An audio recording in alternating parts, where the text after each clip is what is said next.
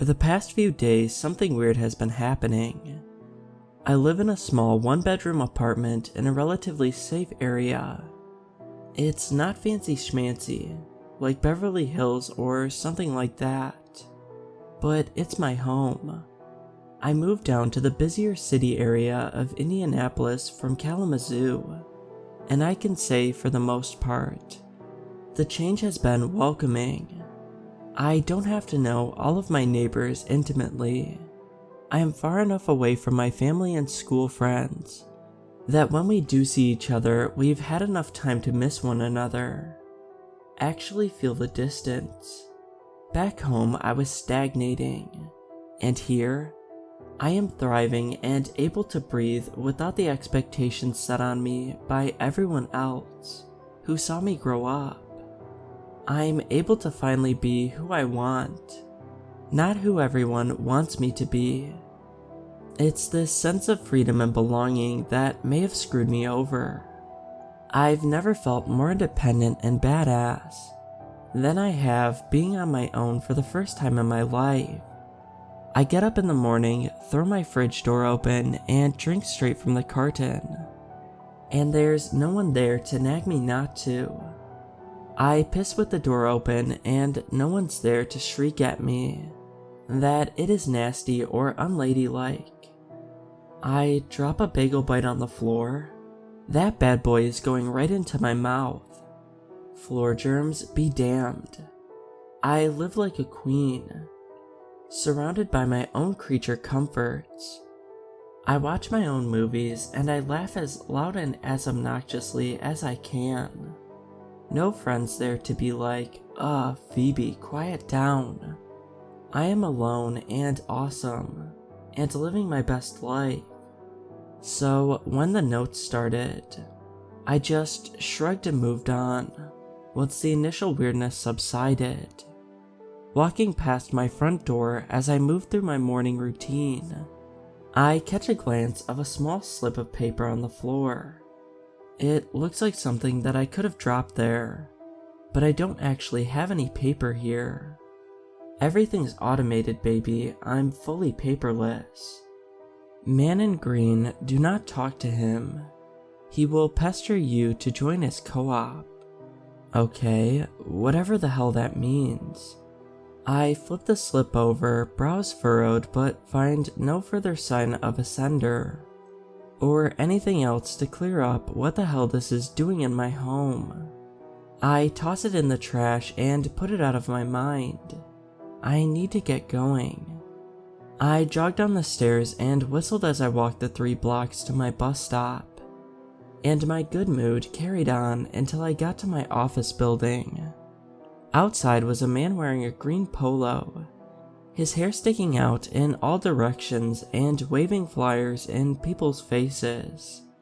I cast my eyes down and hurried into the building, catching snippets of his voice as I do so. Come on, man, don't you want to be a part of something bigger? A collective?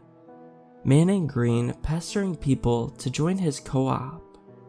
An uneasy sense traveled up my spine, and I laughed to myself when I realized that someone must also live in my building who works here. Maybe they're on overnights and know that I also commute over here, and thought to warn me. That makes way more sense than anything else I could begin to come up with. I go into work and settle in, enjoying the monotonous nature of being in a call center. Nothing unusual happens and I begin to trek home, enjoying once again that I'm free to eat whatever I want for dinner. No one bugging me to eat healthier or incorporate more things in my diet than frozen pizza in its various forms. I arrive home, nuke my food, and sit in front of the TV to binge more Seinfeld, losing myself in the antics of the gang. Evening turns into night, and I shower and climb into bed, blissfully unaware of what the next day was going to bring. My alarm blares, jolting me from my deep sleep, and I groan before turning it off. I get up, refusing to open my eyes, trying in vain to cling to what little sleep I can.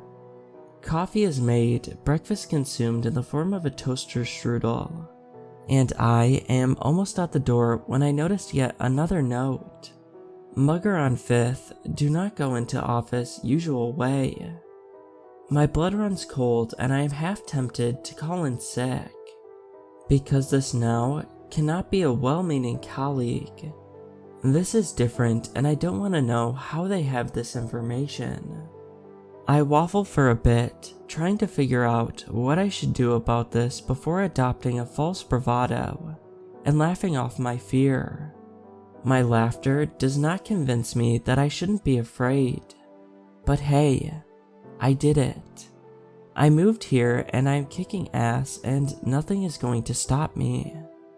My whistle isn't as jaunty, and I watch my back until I get to the usual fork that I would always go right at to get to my office. I could go left and add 10 minutes onto the trip. I hesitate before going left. The extra 10 minutes gives me more time to think, and quite frankly, I wish it didn't. I ruminate on how stupid I feel, being scared of a piece of paper. I'm kicking myself in the elevator and the long hallway to my department before arriving at my cubicle. One of my work friends not important enough to speak to outside of work, but good enough to chit-chat about meaningless stuff with, comes running up to my desk. He's out of breath and his face is red like he's been exercising, and I hope that he's not here to discuss some new fitness regimen. I open my mouth to circumvent this when he blurts out, "Phoebe, outside. Woman from 3rd floor, Vanessa, I think. Some man just mugged her and ended up shooting her in the abdomen. She's going to the hospital right now.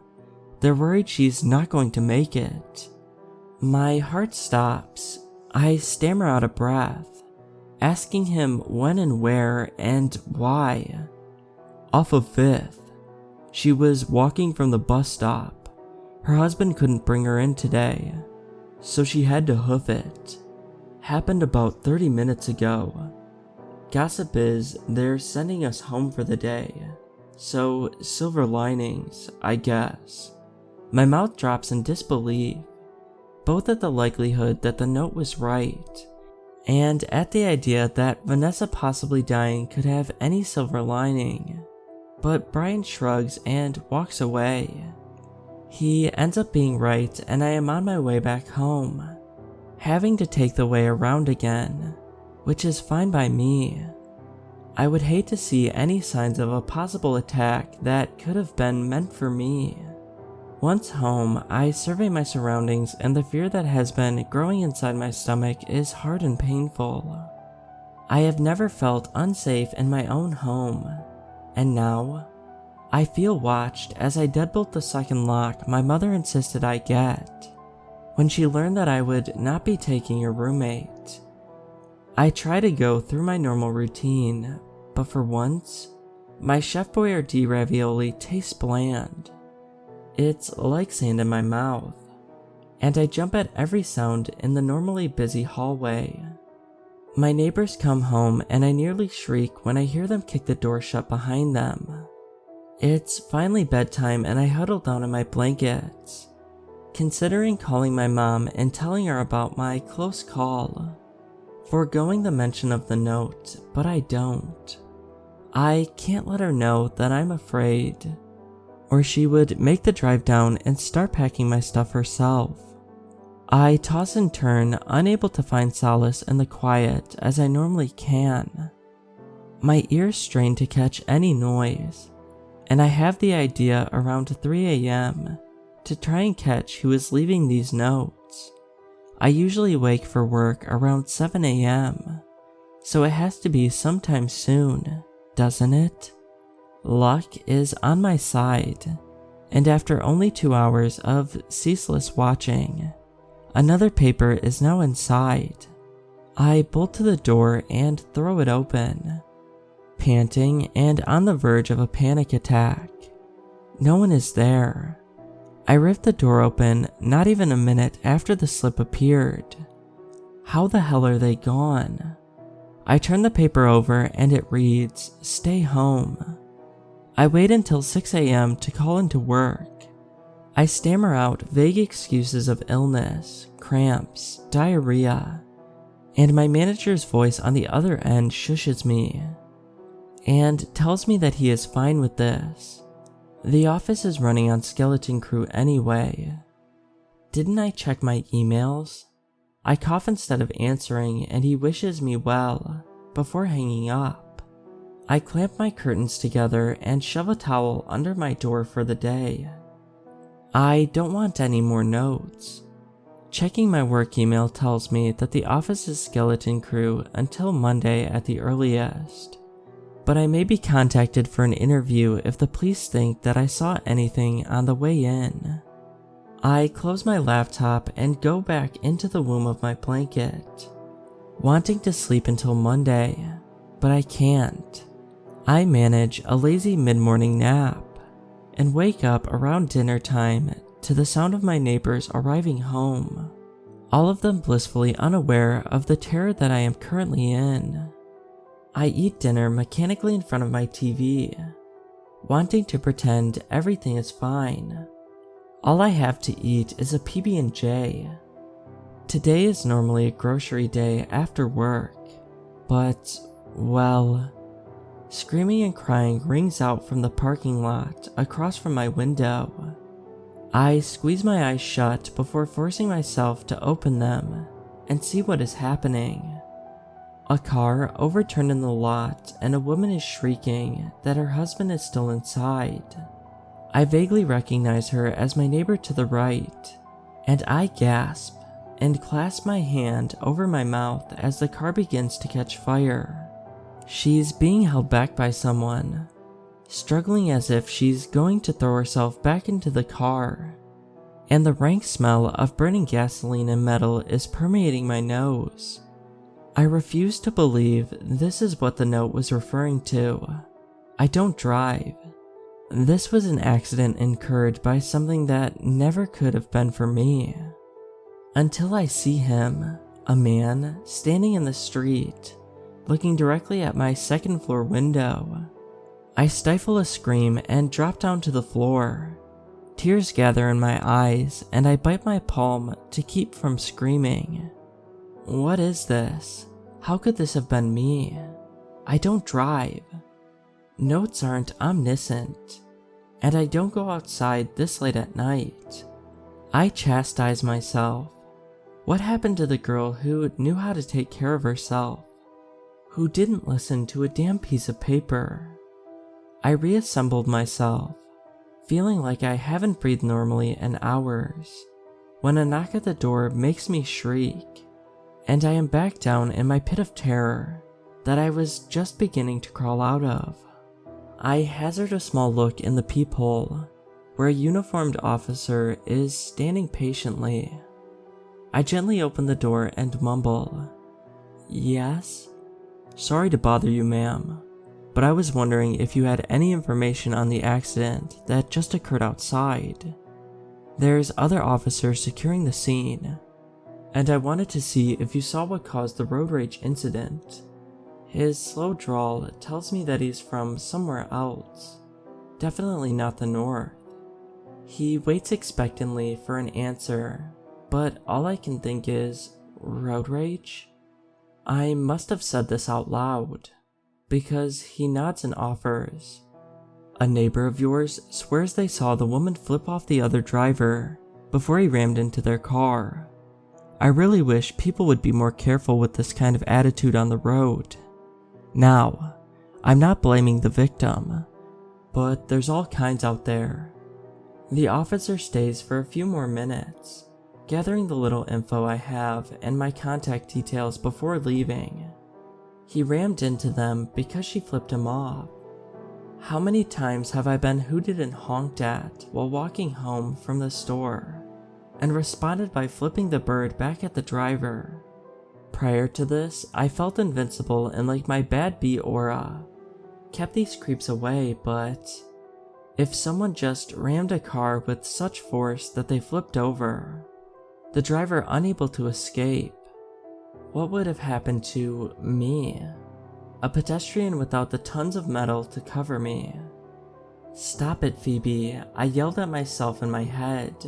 Stop making this fit into a box.